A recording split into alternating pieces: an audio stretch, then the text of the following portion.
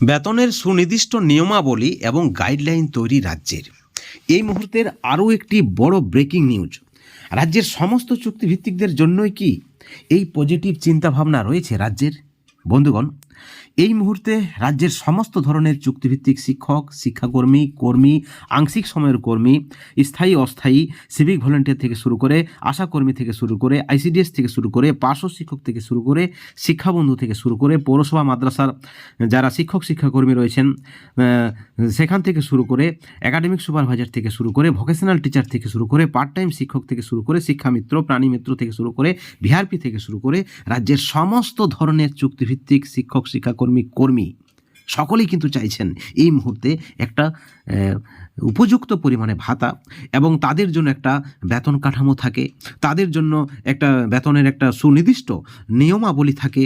তার জন্য রাজ্য সরকার একটা গাইডলাইন তৈরি করুক, কিভাবে তাদের বাৎসরিক বেতনের ইনক্রিমেন্ট হবে, বা রাজ্য সরকারে তাদের কী ধরনের চিন্তাভাবনা রাখছেন, সেখানে কাঠামো দিচ্ছেন, বা আরও কোনো যাবতীয় সুযোগ সুবিধা দেবেন কিনা। কারণ এই সকল চুক্তিভিত্তিকরা কিন্তু তাদের যে দায়িত্বটা পালন করে সেটা কিন্তু কঠিন দায়িত্ব, কর্তব্য কিন্তু কোনো কম নয়। একজন পার্শ্ব শিক্ষক, একজন এসএসকেএমএসকে, একজন শিক্ষাবন্ধু বা বাকি যারা কর্মী রয়েছেন, শিক্ষক শিক্ষাকর্মী, তারা কিন্তু একজন স্থায়ী শিক্ষকের সমান, স্থায়ী শিক্ষাকর্মীর সমান কাজ করেন। কিন্তু তারপরও দিনের শেষে যে টাকা তারা মাইনা পান, অর্থাৎ মাসিক তাদের যে বেতন বা ভাতা 10,000, 12,000 টাকা, সেটাই কিন্তু সংসার চলতে পারে না। এমতো অবস্থায় আপনারা সকলে জানেন রাজ্যের সমস্ত চুক্তিভিত্তিক শিক্ষক শিক্ষাকর্মী যারা রয়েছেন, তাদের যে সংগঠন রয়েছেন, তারা কিন্তু নেতৃত্বরা কোথাও না কোথাও একজোটে মুখ্যমন্ত্রীর কাছে দরবার করছে, আবার কারা যৌথ সভার ডাক দিয়েছেন, যাতে করে তাদের যে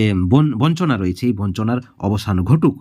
কিন্তু সরকার কি চাইছে তাদের বঞ্চনার অবসান ঘটাতে? সরকারের কি সদিচ্ছা রয়েছে? বন্ধুগণ, আপনাদেরকে জানিয়ে রাখি, আমাদের কাছে যে খবর রয়েছে, সরকারের সদিচ্ছা রয়েছে। সরকারও চাইছেন চুক্তিভিত্তিক শিক্ষক শিক্ষাকর্মী বা যারা কর্মী রয়েছেন তাদের জন্য কিছু করতে। আপনারা দেখেছেন আইসিটি কর্মী থেকে শুরু করে, বিএসকে থেকে শুরু করে, কন্যাশ্রী রূপশ্রী প্রকল্পে যারা ডেটা এন্ট্রি অপারেটর রয়েছে, কর্মবন্ধু রয়েছে, তাদের জন্য কিন্তু রাজ্য সরকার কিছুটা হলো ভাতা বৃদ্ধি করেছে। কিছুটা নয়, অনেকটাই ভাতা বৃদ্ধি করেছে। 1/3/2024 স্ল্যাব অনুযায়ী আইসিটি কর্মীদের বেতন বা ভাতা বৃদ্ধি অত্যন্ত একটা ভালো দিক, গুড নিউজ। এবং সেখানে পার্শ্ব শিক্ষক, এসএসকেএমএসকে বা শিক্ষাবন্ধু বা বাকি যারা কর্মী রয়েছেন, পৌরসভা মাদ্রাসার সুপারভাইজার থেকে শুরু করে সকলেই তারাও চাইছেন যে 1/3/2024 স্ল্যাব অনুযায়ী, যেটা অর্থ দপ্তরের অর্ডার, যেটা হাইকোর্টের অর্ডার, যে নির্দেশটা রাজ্য সরকারের, সেই নির্দেশ মতো, সেই আদেশনামা মতো তাদের বেতন বা ভাতা বৃদ্ধি করুক রাজ্য সরকার। ঠিক এই পরিপ্রেক্ষিতে আরও একটি বড় খবর উঠে এসেছে, আপনাদেরকে জানিয়ে রাখি।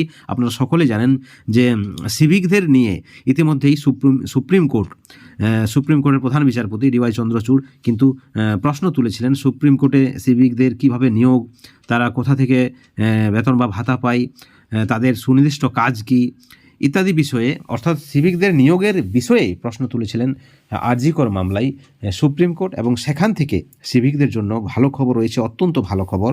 সিভিকদের বেতন বৃদ্ধির ঘোষণার কোনো নির্দিষ্ট সময় ঠিক নেই, কত বেতন পাবেন, কবে পাবেন, এমনকি সিভিকদের কত শতাংশ বেতন বাড়বে তার কোনো নির্দিষ্ট রূপরেখা নেই। শুধু সিভিক নয়, রাজ্যের সমস্ত ধরনের চুক্তিভিত্তিক শিক্ষক শিক্ষাকর্মীদেরই কিন্তু এই মুহূর্তে দাবি রয়েছে।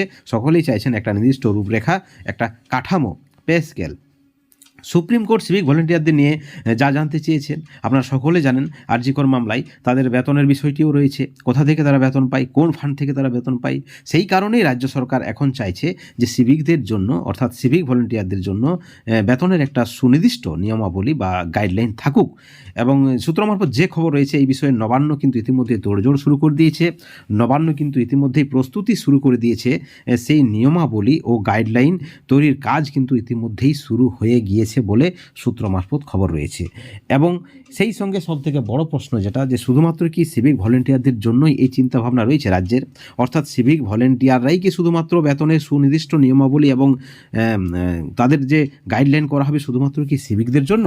তাহলে বাকি চুক্তিভিত্তিক শিক্ষক শিক্ষাকর্মী যারা রয়েছেন, যারা এতদিন ধরে আন্দোলনও করেছেন, সরকারকে পাশে থাকার বার্তাও দিয়েছেন, আপনারা দেখেছেন যে বিভিন্ন কর্মসূচিতে পার্ট টাইম শিক্ষকরা কিন্তু 21শে জুলাইয়ের মঞ্চে গিয়েছেন, বিভিন্ন এমপি এমএলএদের সঙ্গে কথা বলছেন এবং পার্শ্ব শিক্ষক নেতৃত্বও যিনি রয়েছেন, আপনারা জানেন যে সরকারপন্থী নেতৃত্বরা সরাসরি উপনির্বাচনে প্রচার করেছেন এবং এর আগেও সরকারের বিভিন্ন নির্বাচনে কিন্তু পার্শ্ব শিক্ষকরা প্রত্যক্ষভাবে সক্রিয়ভাবে অংশগ্রহণ করেছেন এবং সেখানে পার্শ্ব শিক্ষকদের জন্য কি এই সুনির্দিষ্ট নিয়মাবলী বা গাইডলাইন তৈরি করবে না রাজ্য সরকার? এসএসকে এমএসকে যারা পঞ্চায়েতের আন্ডারে রয়েছে, যারা রাজ্য সরকারের অধীনস্থ কর্মচারী, তাদের জন্য কি সরকারের কোনো চিন্তাভাবনা থাকবে না? এটা কি সম্ভব? আপনারা জানেন ইতিমধ্যে হাইকোর্টে একাধিক মামলা রয়েছে, সমকাজে সমবেতনের মামলা, স্ট্যাটাস কেস থেকে শুরু করে জয়নিং ডেট থেকে ইপিএফ দিতে হবে, একাধিক মামলা রয়েছে। এবং আগের ভিডিওতে আপনাদেরকে আমরা দেখালাম, সেখানে এসএসকে এমএসকে নেতৃত্বরা দাবি করছেন তাদের যে মামলা ইপিএফের জন্য, জয়নিং ডেট থেকে ইপিএফের জন্য, সেখানে কিন্তু তারা ভালো একটা আশা রাখছেন বা তারা প্রত্যাশা রাখছেন যে সেখানে তাদের জয়লাভ হবে এবং সকলেই এতে বেনিফিট পাবে। একইভাবে পার্শ্ব শিক্ষকদের ইপিএফ কেসও রয়েছে। এমতো অবস্থায় যেখানে এই মুহূর্তে সরকারপন্থী নেতৃত্ব বা আদার্স যে নেতৃত্ব রয়েছেন, যারা হয়তো সরকারের বিরুদ্ধে গিয়েছিলেন কোনো সময়, তারাও কিন্তু একত্রিত হয়েছেন এবং একত্রিতভাবে মুখ্যমন্ত্রীর কাছে দরবার করছেন এবং প্রয়োজনে শিক্ষামন্ত্রীর কাছে যাবেন।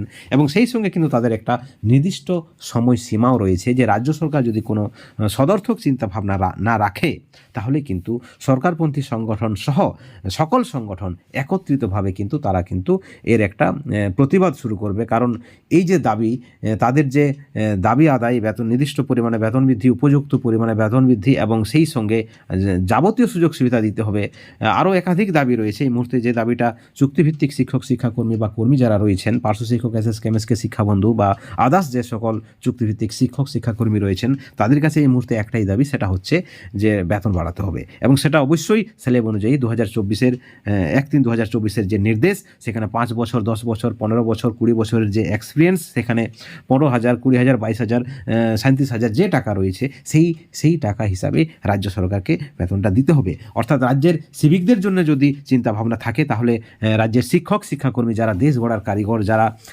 রাজ্যের বিভিন্ন প্রকল্পে সহযোগিতা করছেন, রাজ্য সরকারের পাশে থাকার বার্তা দিয়েছেন, রাজ্যের বিভিন্ন নির্বাচনে অংশগ্রহণ করছেন যে সকল কর্মীরা, তারা কেন পাবে না বা তাদের কেন বাদ যাবে? বন্ধুগণ, এই বিষয়ে যে খবর রয়েছে, আমরা বিভিন্ন দপ্তরে এই বিষয়ে খোঁজ খবর নিয়েছি এবং তারা বলছেন যে সকলের জন্য রাজ্য সরকারের একটা পজিটিভ চিন্তাভাবনা রয়েছে। রাজ্য সরকার হয়তো পরবর্তী সময়ে সকল চুক্তিভিত্তিক শিক্ষক, শিক্ষাকর্মী, স্থায়ী, অস্থায়ী, আংশিক এবং ফুল টাইম সকলের জন্য একটা নির্দিষ্ট নিয়মাবলী, বেতনের একটা নির্দিষ্ট নিয়মাবলী এবং গাইডলাইন তৈরি করবে। কারণ সিভিকদের হলে পরবর্তীতে আরও অন্যান্য যারা কর্মী রয়েছেন, তারাও মামলা করবেন, তারাও হয়তো হাইকোর্টে যাবেন, সুপ্রিম কোর্টে যাবেন। অর্থাৎ সিভিকদের যদি হয়, তাহলে রাজ্যের বাকি চুক্তিভিত্তিক শিক্ষক, শিক্ষাকর্মী যারা রয়েছেন, তাদের সকলের জন্যই হবে, যেমনটা কিন্তু আধিকারিক সূত্রে খবর রয়েছে। বন্ধুগণ, এই ভিডিওর পরিপ্রেক্ষিতে আপনাদের মতামত কি, আপনাদের প্রতিক্রিয়া কি? অবশ্যই আপনারা চ্যানেলের কমেন্ট সেকশনে কমেন্ট করে জানাবেন এবং পরবর্তী আপডেটের জন্য অবশ্যই চ্যানেলে নজর রাখবেন। ভালো থাকবেন, সুস্থ থাকবেন। Thank you so much.